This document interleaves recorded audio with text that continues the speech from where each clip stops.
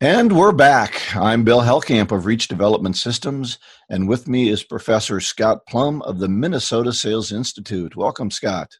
Thank you. Thank you. Great to be back with our listeners again. I can save you money. Salespeople lead this statement, which automatically turns your conversation and selling on price and not value. You will never win the price battle. What will add the most value to the conversation? What is most important to your prospect?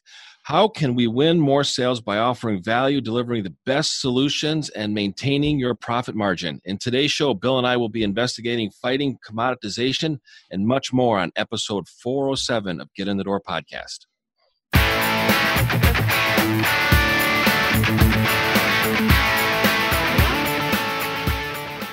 Well, thanks everyone for the feedback that we're getting and getting LinkedIn connection requests. We love those. So if you want to link in with Scott or I, just go ahead and do so.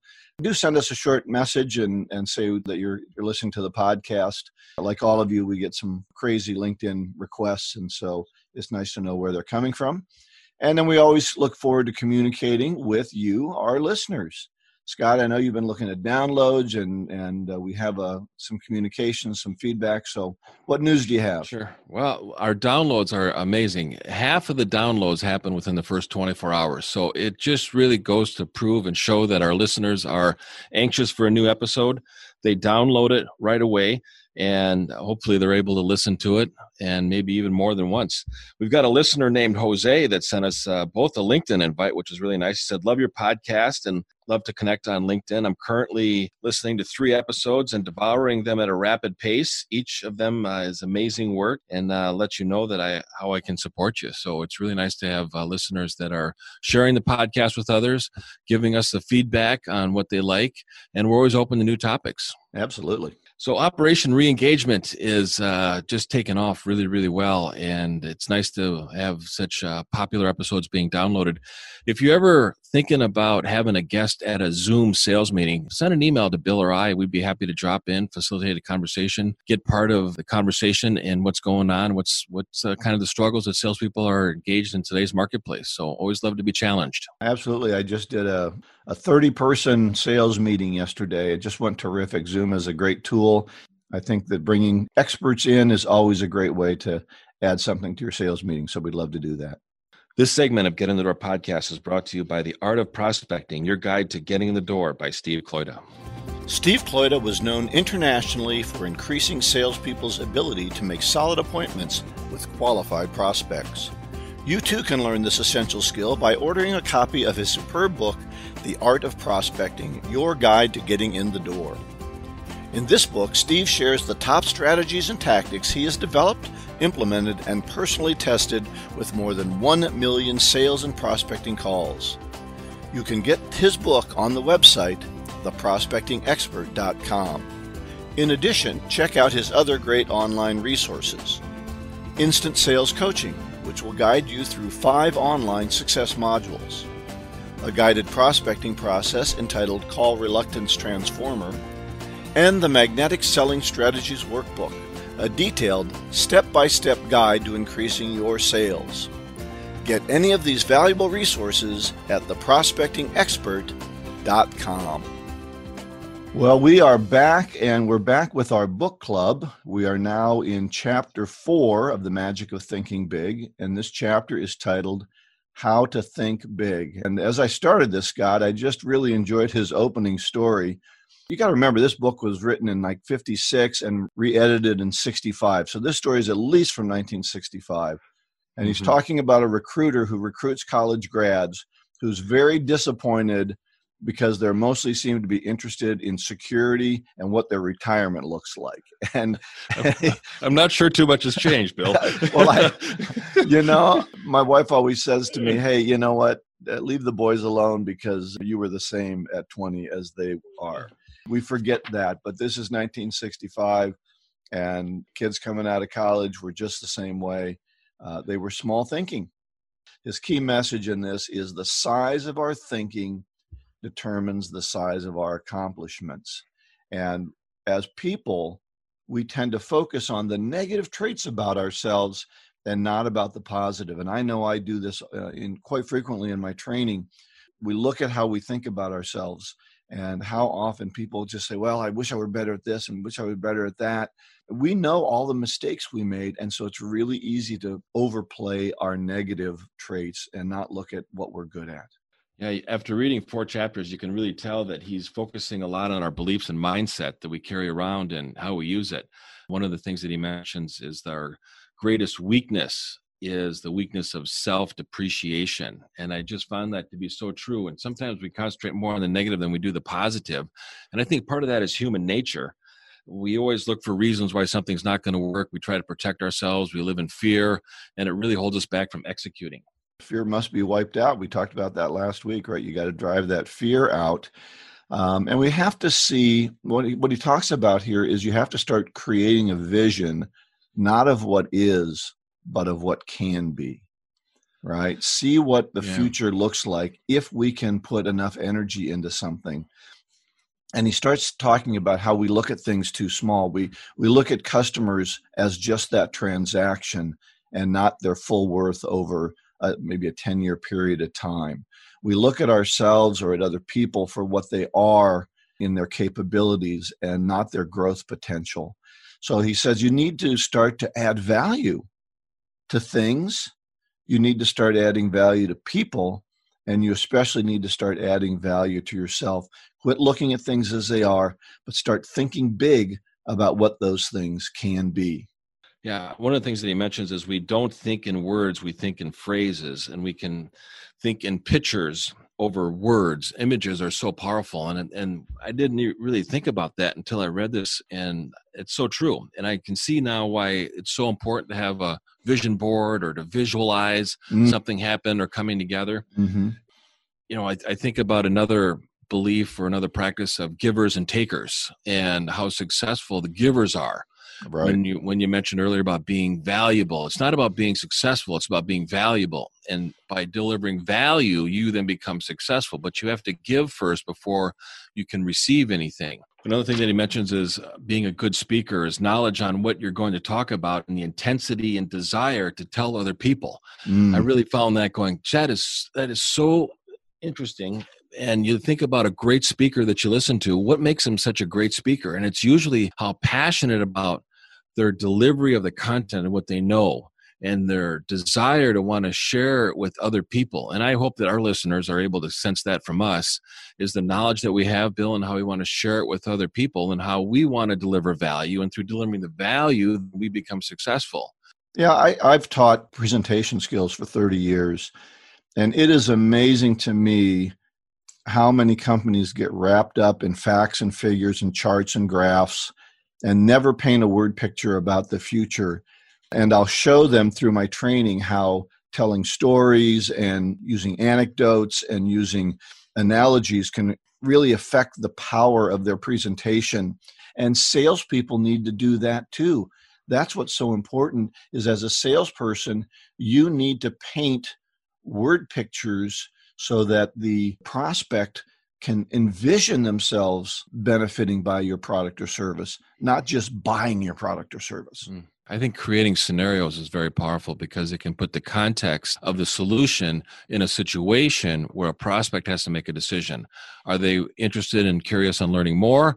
Are they rejecting it? And saying no is a decision where they have to give something up. And a lot of prospects don't want to give something up, which is how they end up leading salespeople on with the think it over and I'll get back to you. And we can get into free consulting too, where we offer a lot of information, constantly seeking their approval when we should be able to take a process of continuing down the sales process. Yeah, that's excellent. As a salesperson, you really have to paint those word pictures, and that's an important part of this communication thing. Let's talk about a couple of things as he closed out the chapter.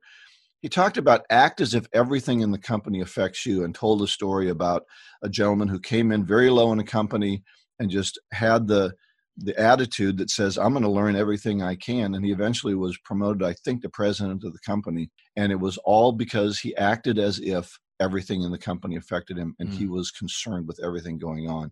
Did that story strike you at all? It did. It reminded me of the story of Andrew Carnegie, how I think he came in and worked for Vanderbilt. I'm trying to remember that correctly. There's a great show on the History Channel, Men Who Built America. A fascinating story about how Andrew Carnegie worked up with the organization, became the richest man in the world. Right, because he learned what was important at the company and added value. You talked about adding value earlier. He added value to everything that he touched and was involved with. Last part he talked about, don't block your way to advancement. There were 4 areas that he said were important. One was the public speaking. I won't go into that anymore because we talked about that. He talked about focusing on the small things and how that causes quarreling with people. Have you seen that in people that they'll get upset about small things? I have. I've seen salespeople debate prospects, and I'm like, whoa, we don't need to debate them. I mean, what do you want to win here? Why don't you leave your ego in the car here, and work on uncovering their current challenge or situation, present a solution that sticks to a problem, add value to it, but don't debate them. Why do you feel like you have to win? Okay, the third point was placing too much weight on the insignificant. And he talked about somebody getting a small office. He had 4 people that were basically equal. He got the smallest office, and it affected him so much he couldn't get promoted.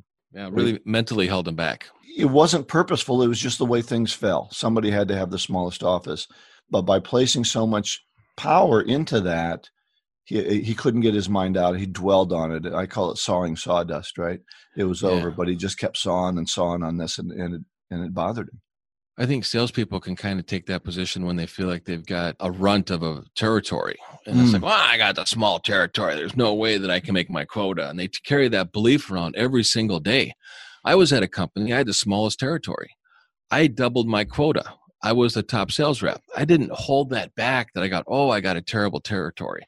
Yeah. No, I searched for the diamonds and the gold within that territory. And because I was coming from behind, I worked harder at it. I wanted to prove everybody wrong that I was not going to finish last because I had a small territory. I was going to finish on top because I had a greater commitment to the company and to the products and to my prospects.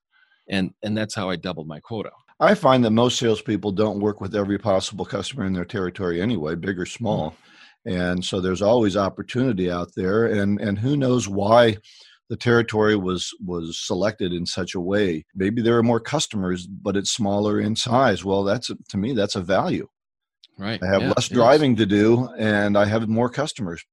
Finally, he talked about a gentleman who stuttered, and I think he was using it as a focus on you can overcome anything if you don't put so much stock in it. And we all have, maybe it's not stuttering, maybe it's fear, maybe it's we're not that attractive, whatever it is. Scott and I have a face made for podcasts, right? Right. But do you let it prey on you, or do you see it as no big deal? If I can overcome it, don't worry about it.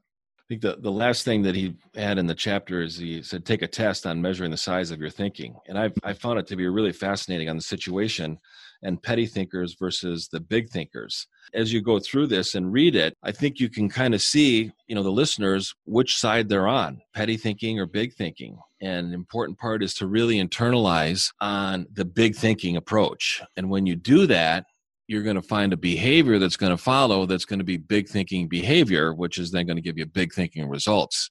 And be conscious of it first before you can change it.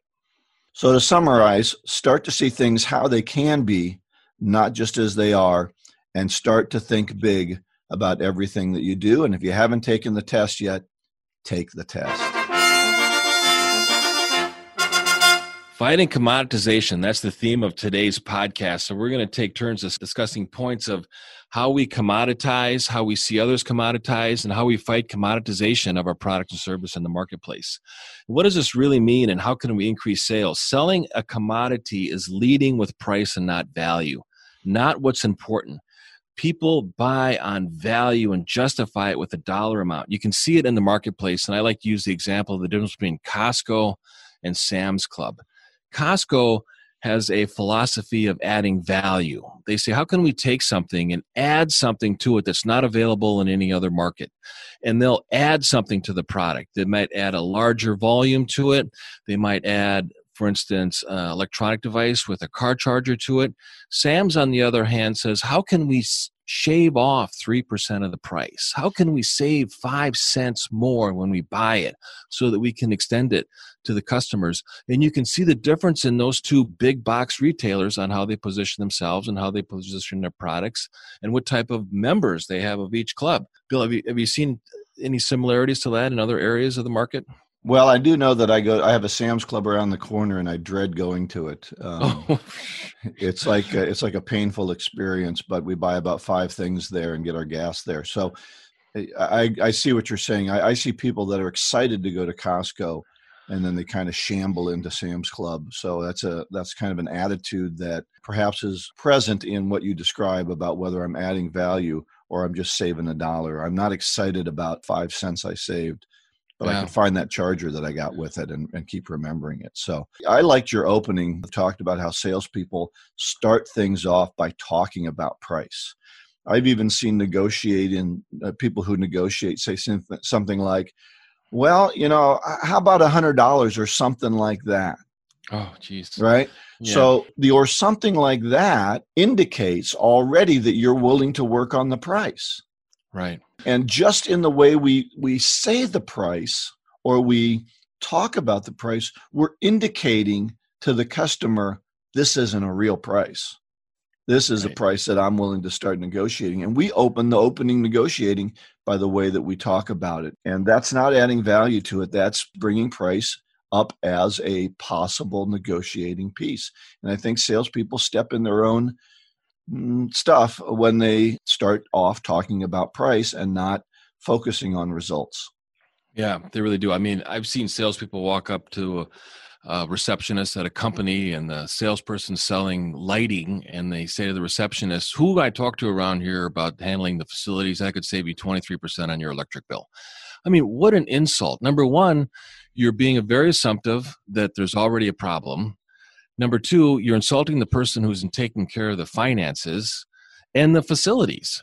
So you're starting already by building trust? No, not at all. You're insulting the people that are in charge of managing the company. Where do you go from there? Versus saying, I'm kind of curious who's in charge of the facilities around here. In some cases, we worked with other companies on minimizing or reducing their electric bills. I don't want to assume that you have a problem or that you even need my help. I just thought I'd have a conversation with somebody and figure out where does it go from there. Yeah, I think we are hooked on savings, and it's always the Sam's Club approach, right? Or the Walmart approach. Right. I tell customers, hey, you want to buy the Walmart brand training? Don't talk to me.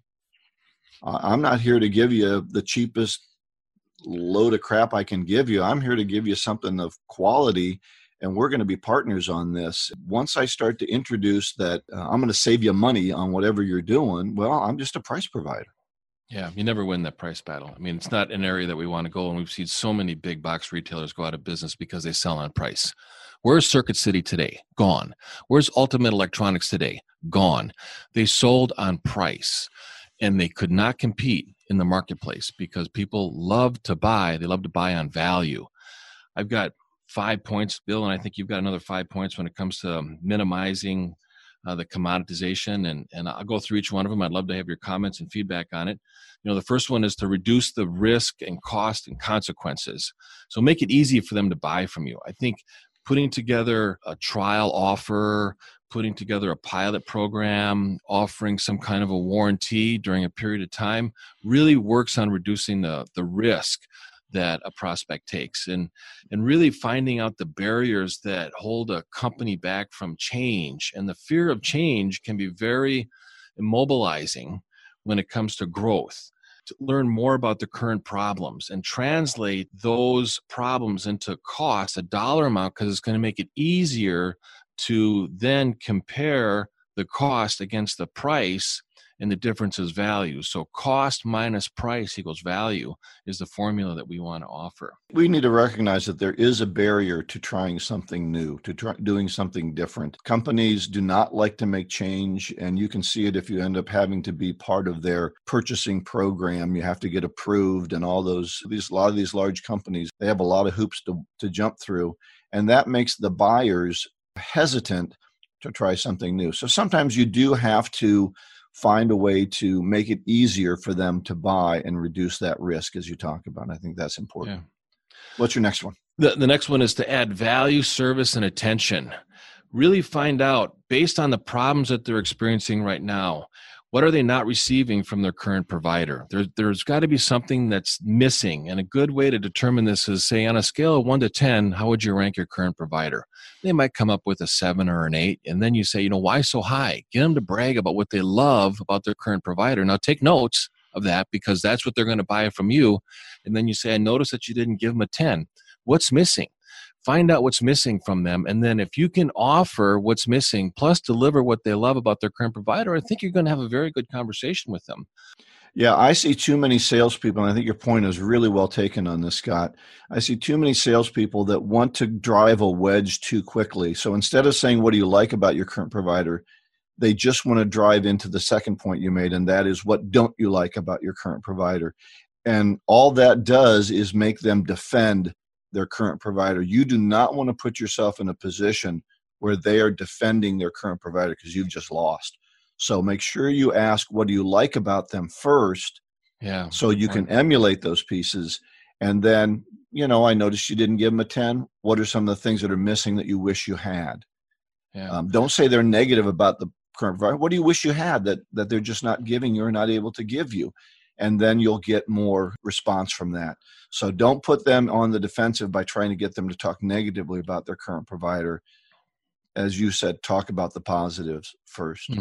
What's your third point then? I'm sorry. Yeah, next point is position scalability. So the companies usually outgrow solutions, and sometimes a solution outgrows them.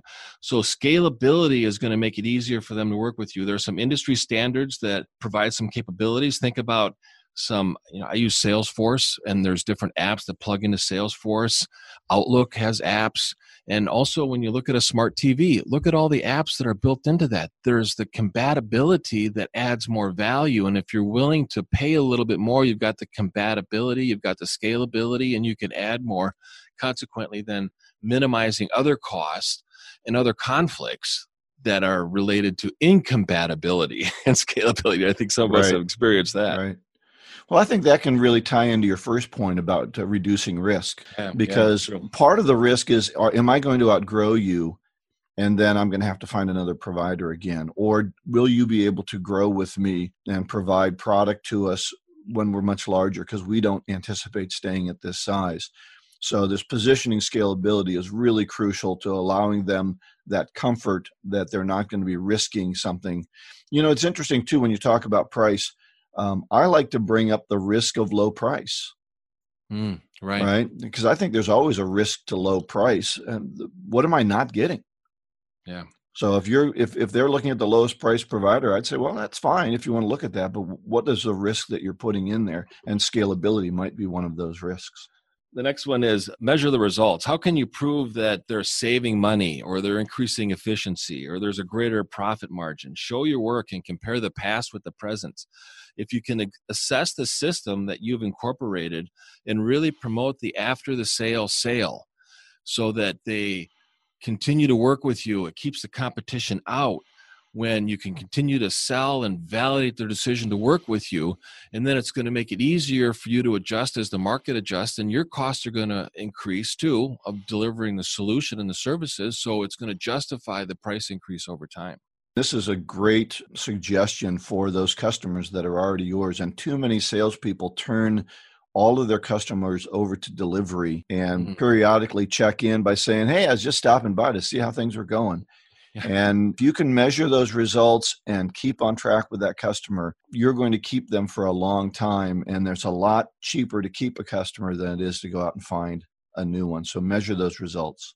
Yeah, and the account management of the sales rep and the account manager working together to maintain and retain and also to grow. And that's the last point.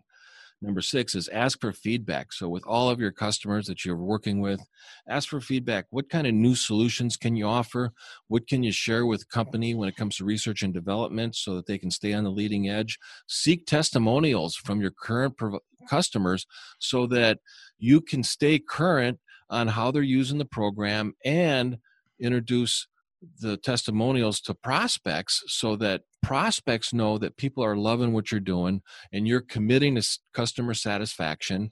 And that's how you grow the business and improve on your reputation. And then add value, continues to add value. So if you can seek feedback, find out what challenges they're having, what other needs that are coming up, add value, you're going to retain and grow that customer.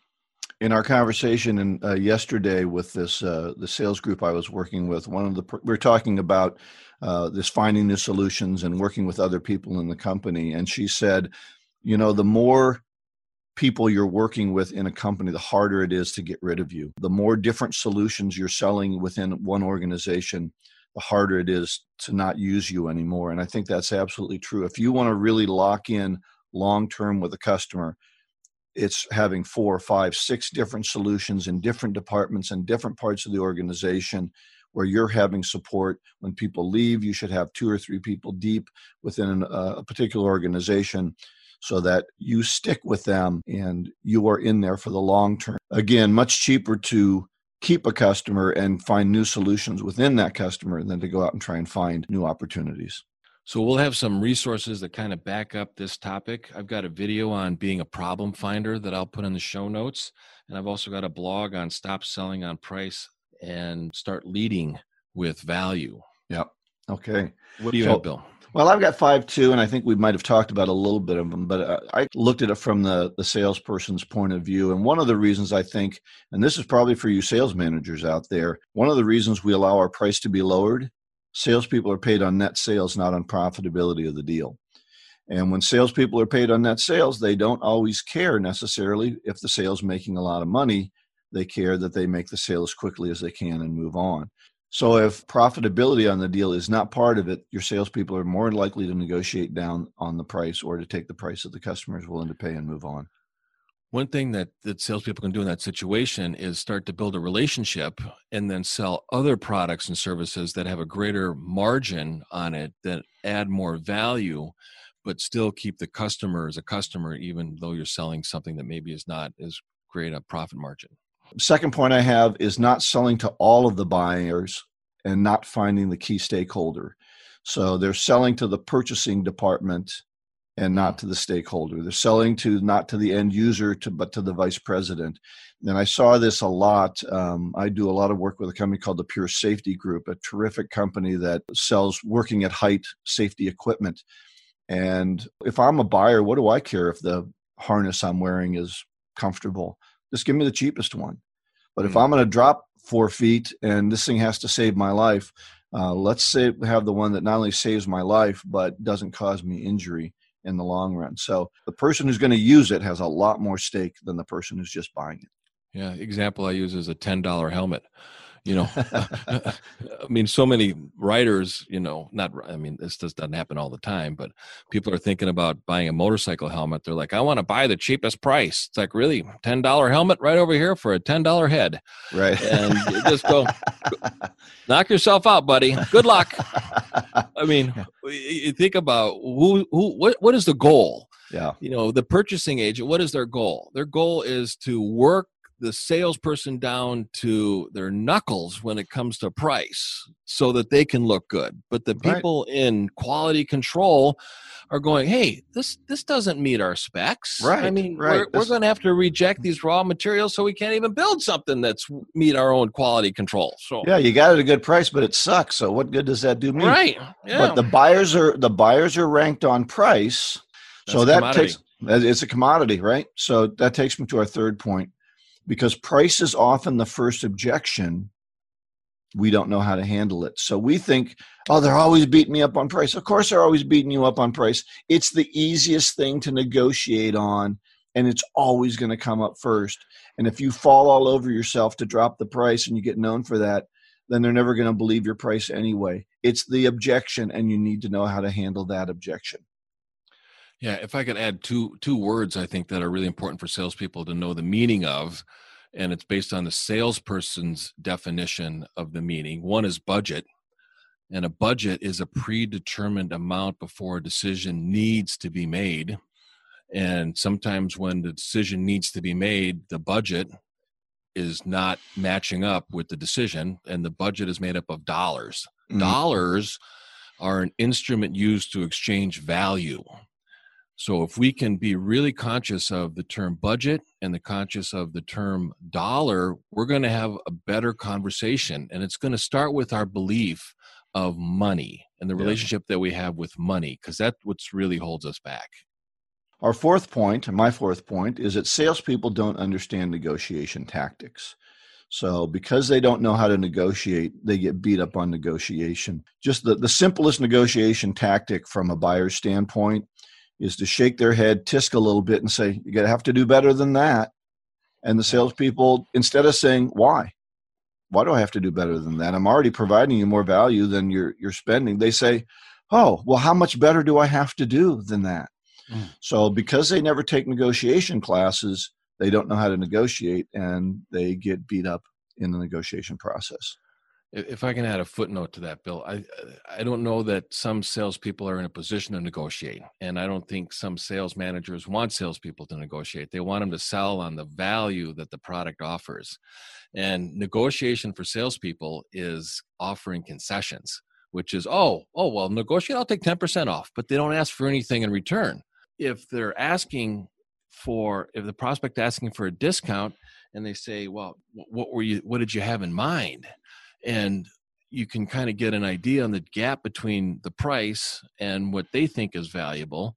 And then as a salesperson, you say, that's my fault. I really didn't cover everything that the product does or the service offers. Yeah. And is it okay if I share some things that maybe I didn't include or ask you some questions to be able to fill in the gap because you're really selling the gap then. You're not selling the overall solution. You're just selling the gap. Well, don't fool yourself, though. Every deal is going to have some negotiation at the end of it. There's going to be some tit for tat. Sure. But what you have to understand is price isn't the only thing I can negotiate on. But it also exchange something.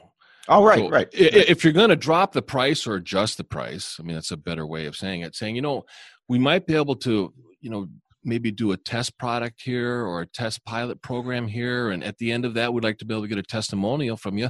Would you be able to do a testimonial in writing or maybe even a video testimonial? I'll bring my iPhone over. We'll record you and what your experience was like working with us. We'd really have to put that on our website. Right. So you can asking for something or an introduction to somebody else that they want to or you can say, well, that we can certainly work on price. What do you want us to get rid of? Yeah, right. Take something What away. What is it you want to, what should we take away? Because everything costs money and you know that. And so what do we have to take away? But again, that's because you don't know negotiation tactics. You don't understand what your options are. And that's why I think that you have to take some sort of a program in negotiation as a salesperson, at least to understand what they're trying to do to you so that you can find other options or other ways to look at things. So, and keep in mind, you're defending the value, not necessarily defending the price. You want to maintain the value integrity of the product or service. Absolutely. Absolutely. So you negotiate on other things than the price of the product, right? Right. Yeah. So I do have some resources as well. I have an article on sell what the client values that we'll link, and then also a 2-minute selling tip, resist the urge. So for our golden nugget, as we wrap up today, perhaps the reason price is all your customers care about is because you haven't given them anything else to care about. And that's by Seth Godin. Perhaps the reason price is all your customers care about is because you haven't given them anything else to care about. It really highlights the importance of framing the issue and the agenda and practice our listening on the intent behind the content. What are they really talking about when they're fighting us on price? What's really the issue? Is it a risk? Is it that they don't understand the cost and consequences if they don't do something? But give them, talk about other things besides price too. When we lead on price, don't be surprised if that's what the customer wants to talk about all the time. So you can find out more information about our show, the show notes at getinthedoorpodcast.com, and you can reach Bill at reachdev.com. All this information will be on the show notes. So next week, we will deal with Chapter 5 of The Magic of Thinking Big, How to Dream Creatively. And we are excited to have a special guest, Kristen Tarajeski, And what she's going to talk about is how can we measure training and its return on investment. So if we're going to invest in training, what's the return on investment that we can hope for? Pleasure to be with all of you. We look forward to talking with you next week. Good selling, everyone.